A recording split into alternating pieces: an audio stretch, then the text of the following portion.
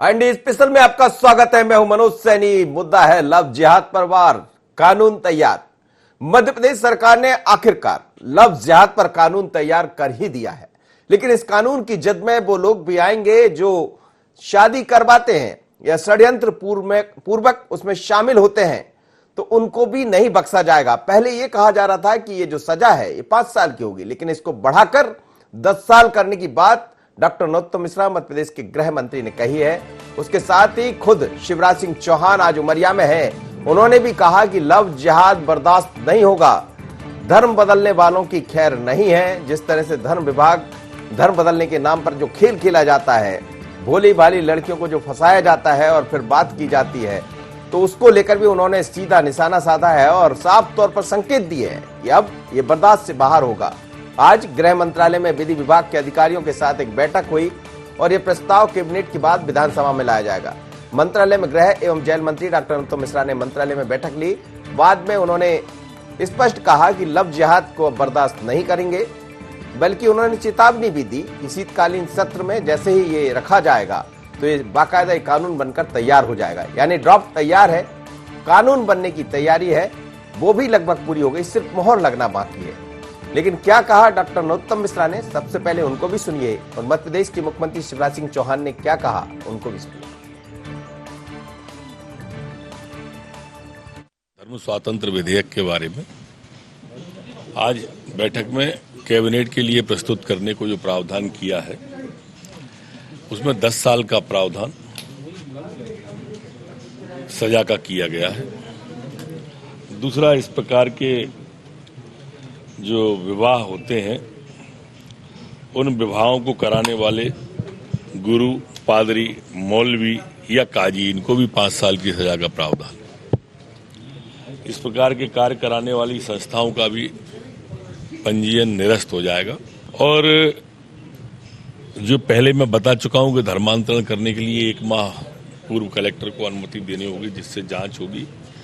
ऐसा विभाग शून्य घोषित किया जाएगा और शिकायत पीड़ित माता पिता, परिवार या गार्जियन इसकी शिकायत कर सकते हैं। ऐसी संस्थाओं को डोनेशन देने या लेने वाले संस्थाओं का भी पंजीयन निरस्त होगा। यह अपराध संज्ञेय होगा और गैर जमानती होगा और आरोपी को स्वयं सिद्ध करना होगा कि उसने बगैर दबाव, धमकी, बहला फुसला कर या विवाह धर्मांतरण किया है। इसमें सहयोग करने वाले सभी मुख्य आरोपियों की तरह ही आरोपी माने जाए। यहाँ साफ कहना चाहता हूं, लोभ, लालच, भय, प्रलोभन, अरे करना तो सेवा करो ना। ये धर्म परिवर्तन के लालच में सेवा क्यों करते हो? मध्य प्रदेश में हमने कानून बना दिया है, लोभ, लालच, भय, प्रलोभन में अगर कोई धर्मांतरण करने का प्रयास करेगा तो उसके खिलाफ कानूनी कार्रवाई की जाएगी, उसको सजा भी होगी, उस पर जुर्माना भी होगा। चलिए, बोल रहे थे डॉक्टर नरोत्तम मिश्रा मध्य प्रदेश के गृह एवं जेल मंत्री। उन्होंने कहा गुरु, पारदी या फिर मौलवी जो भी इसमें शामिल होगा, गलत तरीके से यदि वो धर्म परिवर्तन कर शादी करवाता है तो उसको भी नहीं बख्शा जाएगा। 5 साल की सजा उसको भी भुगतना होगा। यानी सीधे तौर पर एक सख्ती, और यही मुख्यमंत्री शिवराज सिंह चौहान ने उमरिया में कहा। मेरे साथ इस वक्त हमारे ब्यूरो चीफ आकाश जोड़ रहे हैं। आकाश से समझते हैं, आकाश, ये किस तरह का कानून होगा? पहले 5 साल की बात कही जा रही थी, अब 10 साल की, तो क्या यह माना जाए कि सरकार बहुत गंभीर है इस पूरे मसले को लेकर?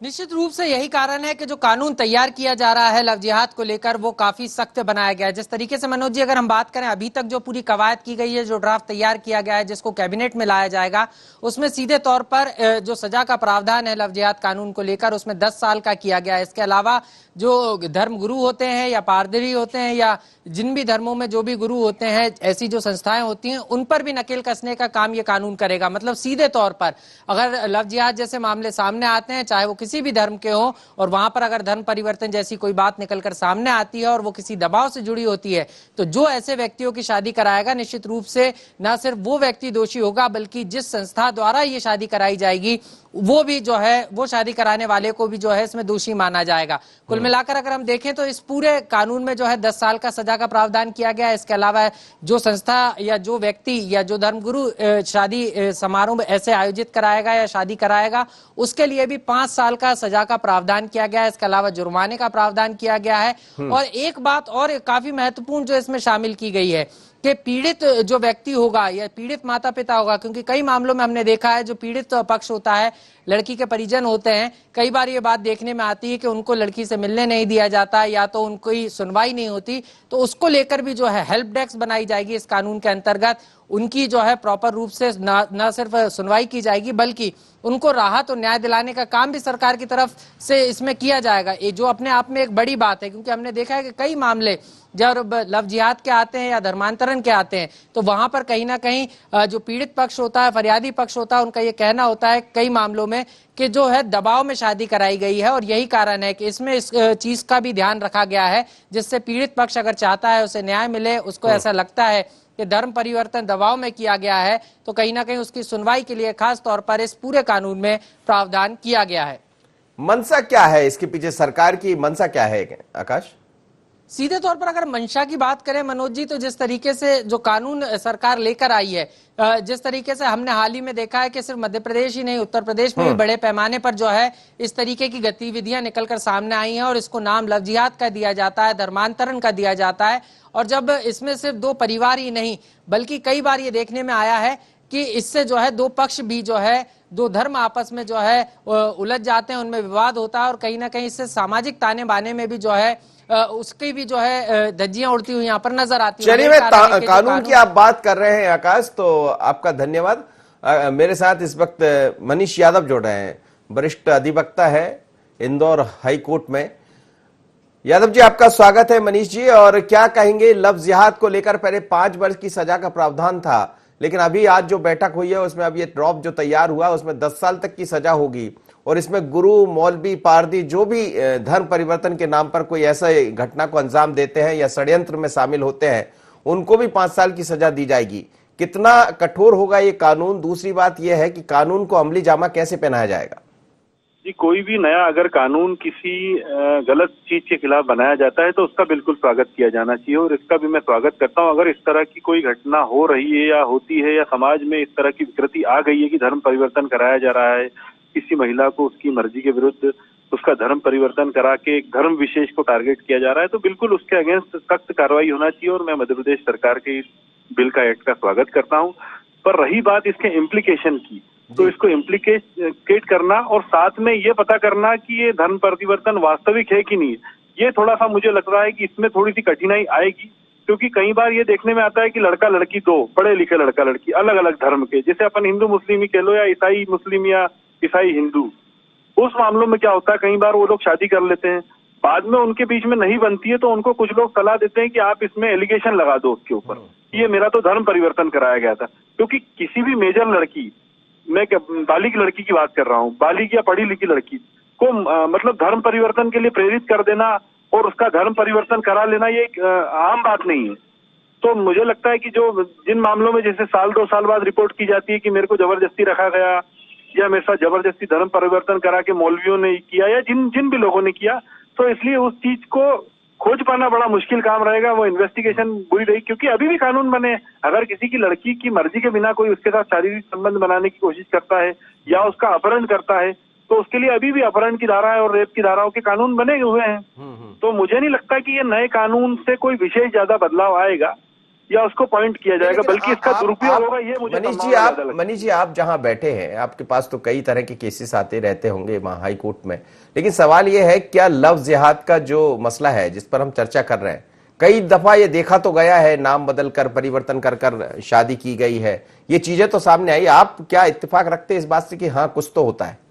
तो रखता हूँ इस बात से, पर ये बहुत ज्यादा बड़े पैमाने पर नहीं होता, उसका इंटेंशन हो सकता है कुछ और हो, मैं खुद एक उदाहरण बताता हूँ। एक शाहजहांपुर जिले की एक हिंदू समाज की लड़की ने एक मुस्लिम युवक से प्रेम विवाह किया था।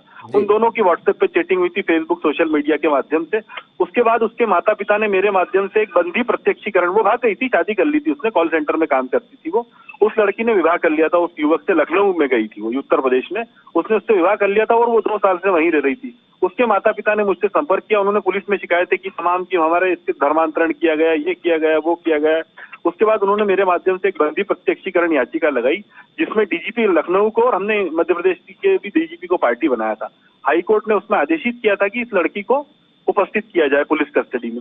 वो पुलिस कस्टडी में उपस्थित हुई, वो जज साहब के सामने भी खड़ी हुई, मेरे भी सामने खड़ी हुई, और उसने अपने माता पिता के साथ जाने से इनकार कर दिया और उसने साफ तौर पर किसी भी आरोप को नकारा कि मेरा कोई धर्म परिवर्तन नहीं हुआ है और मैं अच्छे से रह रही हूँ, और वो अपने माता पिता के साथ चली गई। तो इस तरह की जो घटनाएं हैं, जहां प्रेम विवाह भी होंगे, उसको भी ये लव जिहाद का रूप देने की संभावना बढ़ेगी। और उसका लव होता है कि नहीं, मैं आपसे एक तो आपने ये घटना सुना दी, ऐसी भी कोई घटना आपके सामने आई जब वास्तव में ऐसा हुआ हो कि उसका नाम बदल लिया? उसके अलावा तो मेरे इतने अभी तक के कैरियर में मेरे सामने नाम बदल के किया हो इस तरह की घटना मेरे सामने अभी तक नहीं आई। जो आपको मैंने एग्जांपल दिया, इस तरह की जरूर 2-3 घटनाएं आ चुकी है। जी चलिए, आप बने रहिएगा मेरे साथ। इस वक्त यशपाल सिसोदिया जुड़ रहे हैं, भारतीय जनता पार्टी के विधायक है। यशपाल जी, जो लव जिहाद का मसला है, लंबे समय से आपकी सरकारें उठाती रही है। उत्तर प्रदेश में भी हमने देखा, मध्य प्रदेश की सरकार ने 5 से बढ़ाकर 10 साल की सजा का प्रावधान कर दिया। क्या ये माना जाए कि इस तरह के घटनाक्रम मध्य प्रदेश में दिखाई दे रहे थे, इसलिए इस गंभीरता से इसको सरकार को आगे बढ़ाना पड़ा? देखिए, देश भर में चर्चा का विषय है लव जिहाद को लेकर के। पहले तो फंसाने के बाद धर्म परिवर्तन करवाना, दबाव डालना, घासलेट डालना, नमाज पढ़ने की बात करना, धर्म स्वीकार करो की बात करना, ये सब जब घटनाएं बढ़ रही है तो निश्चित से, चाहे उत्तर प्रदेश की सरकार हो जिसने कानून पास किया या मध्य प्रदेश की सरकार में प्रस्ताव ना हो। मैं आज ही की आपको एक घटना बता रहा हूँ, सोशल मीडिया पे काफी वायरल हो रहा है कि साक्षात्कार, एक इंटरव्यू भोपाल के एक वरिष्ठ पत्रकार ने भोपाल के एक चैनल से आज इसको रिलीज किया। एक पीड़िता महिला जो हिंदू है, और वो भुसावल में उसको बहला फुसला के ले जाया गया था। और आश्चर्य इस बात का कि आज वो बिटिया, आज वो महिला, आज वो लड़की इस बात को लेकर के कह रही है कि सूरज बन करके आया था और वो शकील निकल गया। और उसके बाद न केवल शकील निकला बल्कि धर्म परिवर्तन को के लिए दबाव, नमाज पढ़ने के लिए दबाव, और 3, 4, 5 साल तक उसको घर में बंदी बना करके रखना, उसका दहेज शोषण करना, सारी घटनाएं आज काफी उसका हुआ। तो मैं समझता हूँ कि ये जो कानून तो पहले से है, लेकिन अगर इसमें इसके दुरुपयोग यदि हो रहे हैं, लव करना, प्रेम प्रसंग करना, एक जाति से दूसरी जाति में विवाह करना कोई बहुत बड़ा अपराध नहीं हुआ, तो सामान्य रूप से कह सकते हैं कि भाई एक दूसरे की सहमति से हुआ है। लेकिन बाद में अगर आप बहला के, फुसला के, नाम परिवर्तन करके, जाति को छुपा करके और इस प्रकार से अगर आप करते हैं तो देखिए ऐसे कई सूरज बन करके गए होंगे और शकील बन करके निकले होंगे। सूरज विश्वकर्मा नाम बताया जा रहा है, बाद में फिर शकील निकल गया। तो इस बात को लेकर के सरकार गंभीर है कि धर्म परिवर्तन करना और दबाव बनाना, लव और लव के बाद फिर जिहाद करना कानूनन रूप से अपराध हो सकता है। कहीं सकारात्मक भी होता है, कहीं नकारात्मक भी होता है। अगर दोनों की सहमति है और दोनों ने स्वीकार कर लिया, धर्म को भी स्वीकार कर लिया, लव को भी स्वीकार कर लिया, रिश्ते को भी स्वीकार कर लिया, विवाह को भी स्वीकार कर लिया, और अगर उनकी जिंदगी ठीक ढंग से गुजर बसर रही है, कहीं किसी कोई आपत्ति नहीं है। लेकिन अगर मस्जिद से 4 लाख रुपए की राशि मिल जाए, इस बात का अगर लड़की बयान दे रही हो, आज भोपाल में छोला क्षेत्र के छोला थाना क्षेत्र की कि भुसावल में जिस शकील से उसका विवाह हो गया, प्रेम प्रसंग सूरज के नाम से होता, और अगर वो कहते कि मस्जिद से 4 लाख रुपए की व्यवस्था का प्रबंधन शकील को किया गया था, तो देखिए मनोज जी, आश्चर्य तो होगा। और इसके ऊपर सरकार अगर कानून में संशोधन कर रही है और उसको अगर सख्ती से लागू करने की, उसकी अवधि बढ़ाने की, उसको गंभीर अपराध बनाने की अगर कार्रवाई कवायद कर रही है, तो मैं समझता हूँ कि करना चाहिए, कहाँ दिक्कत है। चलिए, सोहनलाल वाल्मीकि भी जोड़ रहे हैं मेरे साथ, कांग्रेस के विधायक है। सोहनलाल जी, आपका बहुत स्वागत है। लेकिन सरकार ने अब धर्म को रोकने के लिए, जिस तरह से हम देखते हैं कि लगातार धर्म परिवर्तन कराया जाता है, कई तरह की घटनाएं सामने आती है, 5 साल की बढ़ाकर सजा को 10 साल कर दिया, यानी मध्य प्रदेश में अब लव जिहाद नहीं चलेगा। कांग्रेस की प्रतिक्रिया? नहीं, लव जिहाद के लिए इसके पहले ये समझना पड़ेगा कि इसके पीछे नियत क्या है और इसको लाने के क्या उद्देश्य है। एक तरफ शासन की योजना होती है कि जो दूसरे धर्म में विवाह करेगा तो उसको प्रोत्साहित करते हैं, उसको शासन की तरफ से दी जाती है। और अब इस तरीके के लव जिहाद के पीछे जो लाने का कारण है, उसका इसके पीछे इनकी नियत क्या है, पहले ये अपनी स्पष्ट करे सरकार कि इनकी नियत क्या है। कि ये राजनीति करना चाहते हैं कि इसके पीछे और कोई कारण हो सकता है कि यशपाल जी अपनी नियत का खुलासा कर दीजिए।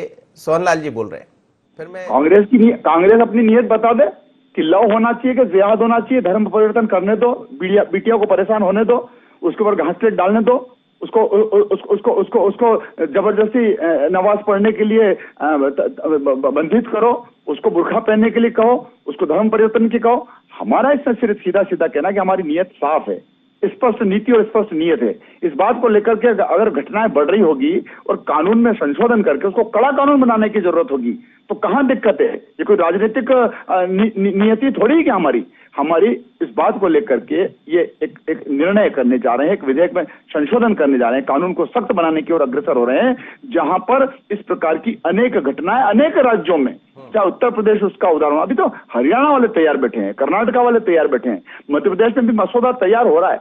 और कांग्रेस इतना विचलित क्यों हो रही है? कांग्रेस इसके गहरे में क्यों जा रही है कि नियत क्या है? अरे नीतियां ठीक है, नेता ठीक है और हमारी नियत भी ठीक है, इसलिए कांग्रेस खंडन करा। फिर मैं चल रहा हूं वकील साहब के पास। सोहन जी आवाज सुन पा रहे? जी मैं सुन पा रहा हूं आपकी आवाज में। जी आपने यशपाल जी को भी सुना होगा, वो कह रहे हैं कि कांग्रेस को इतना कष्ट क्यों है। जी वो कह रहे हैं, यशपाल जी ऐसा कह रहे हैं कि कांग्रेस को इतना कष्ट क्यों है। आप बता दीजिए कि क्या लफ्ज जिहाद नहीं हो रहा है? मैं एडवोकेट मनीष बोल रहा हूं। मनीष जी, अच्छा हाँ। चलिए मनीष जी, आप सुन रहे थे दोनों को, बीजेपी और कांग्रेस दोनों को सुन रहे थे, लेकिन वो एक अलग मुद्दा है। पर इसकी कानूनी अड़चनों की तरफ हम जाए, जिस तरह से कानून बनना और कानून को आगे चलकर उसको मतलब उसका लाभ लोगों को मिल जाए, वास्तविकता में जहां हुआ होगा, जहां सूरज बनकर शकील बन गए जैसा कह रहे थे यशपाल जी, वहां तो गड़बड़ है। क्या ऐसी चीज में कितना वक्त लगता है कि जब न्याय मिल पाएगा?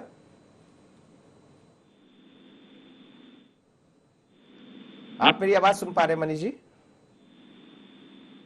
साबित करना और पुलिस के द्वारा उस चीज को साबित करना कि इस तरह का धर्म परिवर्तन हो रहा है, ये सबसे बड़ी टिपिकल प्रॉब्लम आएगी, लीगल प्रॉब्लम आएगी। जी मेरे हिसाब से, क्योंकि किसी भी मेजर लड़की को, मेजर क्या माइनर छोटी सी बच्ची को भी उसकी इच्छा के विरुद्ध ले जाना, इच्छा के विरुद्ध, जैसे भी बीजेपी के विधायक जी कह रहे थे कि उसको वहां पर 4 लाख रुपए लिए, किसी मस्जिद में लिए, उसके पास मौका था ना। अगर उसके साथ कोई जबरदस्ती हो रही थी तो ओपन प्लेस पे हो रही थी, वो उसी समय उसको शाउट करना था ना। इतने लंबा समय बीत जाने के बाद में क्यों घटनाएं होती हैं? तो उस कारण से वो कोर्ट में कमजोर हो जाती हैं। जैसे अगर कोर्ट में कोई भी फाइल आती है तो वो 2 साल तक वो चुप क्यों बैठी रही, क्यों सहती रही है? उसके पास कहीं ऐसे अवसर आए होंगे। मैंने कई केसेस में ऐसा देखा मनीष जी कि वो नहीं निकलने दिया गया, उनको बाहर बोलने का मौका ही नहीं मिला। जब बोलने का मौका मिला, आस पड़ोसी तो थे, कोई तो सुन सकता था उसकी आवाज। तभी तो मोबाइल, ऐसी चीजें मोबाइल घर में पड़े होते हैं। तो जिस समय ये कोर्ट में ये केस बन के आएगा तो कोर्ट में बिल्कुल दम तोड़ देंगे इस तरह के केस, अगर इस तरह के केस बनेंगे भी तो। इसलिए सजाएं आप चाहे फांसी की भी कर दो, पर उनको साबित करके सजा दिलाने तक की बात होना चाहिए। अभी भी रेप के खिलाफ कानून कई बने हुए, मध्य प्रदेश सरकार ने शायद सबसे पहले बलात्कारी को फांसी की सजा का किया था, उसके बाद भी बलात्कार नहीं रुके। तो मेरा तो सरकार से यह निवेदन है कि कानून बनाने से कोई फायदा नहीं होगा। जैसे लव जिहाद का जो ये इशू चल रहा है, सब दूर चल रहा है, पूरे देश भर में अभी चल रहा है, खासतौर पे भाजपा शासित राज्यों में विशेष तौर पे चल रहा है। उसके बजाय जो बच्चियां हैं, पढ़ने वाली बच्चियां हैं, हिंदू धर्म की है या किसी भी धर्म की, उनको अवेयर करे सरकार, उनके संबंध में कोई इस तरह की कार्यशाला आयोजित करे, उनके स्कूल में इस तरह की आयोजित करे कि आप पढ़ाई में ध्यान दीजिए, आप ये प्रेम प्रसंग, और इसके बजाय वो ज्यादा अच्छा रहेगा मेरी सलाह अनुसार। बिल्कुल सही कह रहे हैं आप। एक उम्र भी जब होती है, जब भटकाव आता है जीवन में, कोई भी, हर व्यक्ति, हर महिला, हर लड़की उस जीवन से गुजरती है। जो बच गया वो बच गया, वो आगे निकल जाता है। यही कहते हैं कि जीवन के आप जब 18 साल में आप पार कर रहे होते हैं तो 2 तरह के रास्ते होते हैं। एक रास्ता वो होता है कि एक अच्छे रास्ते को आप चयन करिए, पढ़ाई की तरफ बढ़िए, अपने जीवन के प्रति बढ़िए, और एक वो रास्ता होता है जब दूसरे लोग आपको कहीं अन्य लाइन पर लेकर जाना चाहते तो उसमें उलझ जाइए। यदि उसमें उलझ गए तो फिर जिंदगी नारकी होती है, और यदि उस तरफ चले गए तो जिंदगी का कुछ अलग होता है। सोहन वाल्मीकि जी, मेरी आवाज सुन पा रहे हैं आप? यशपाल जी, सोहन जी मेरी आवाज सुन पा रहे हैं? हाँ बोलो, सुन रहा हूँ। आपने यशपाल जी को सुन पाए थे? यशपाल जी को सुना हो मैंने जी, जवाब दे। मुझसे जो बोल रहे थे कि वो मुझे कांग्रेस को तकलीफ हो रही है, कष्ट हो रहा है, तो मैंने जो बात बोला, तो क्या इनको क्यों कष्ट हो रहा है? हम लोग को तो कोई कष्ट नहीं हो रहा है। हमारा सवाल इस बात का है कि जैसा कि वकील साहब ने बोला कि भाई बहुत सारे नियम कानून पहले से बने हुए हैं, इस संविधान के अंदर में सारी व्यवस्था उसके अंतर्गत में है। ये मैंने नियत इसलिए इनसे पूछा कि हम कुछ चीजें समझ रहे हैं कि ये जो बेसिक काम भारतीय जनता पार्टी, चाहे केंद्र सरकार हो राज्य सरकार हो, जो बेसिक काम है उससे लोगों का ध्यान भटकाने के लिए कभी गौ हत्या की बात करेंगे, कभी तलाक की बात करेंगे, कभी लव जिहाद की बात करेंगे, कभी पाकिस्तान की बात करेंगे, कभी चाइना की बात करेंगे। ये सिर्फ जो रोजगार की बात नहीं करेंगे, लोगों के व्यवसाय की बात नहीं करेंगे, हमारा देश कैसा प्रगति हो इसकी बात नहीं करेंगे। ये भटकाने के लिए इस तरीके की बात नहीं कर रहे हैं। मान लीजिए लव जिहाद की बात जो कर रहे हैं, तो मैंने इससे यही पूछा, लव जिहाद का जो कानून लाने की बात कर रहे हैं तो इसके पीछे कारण क्या है?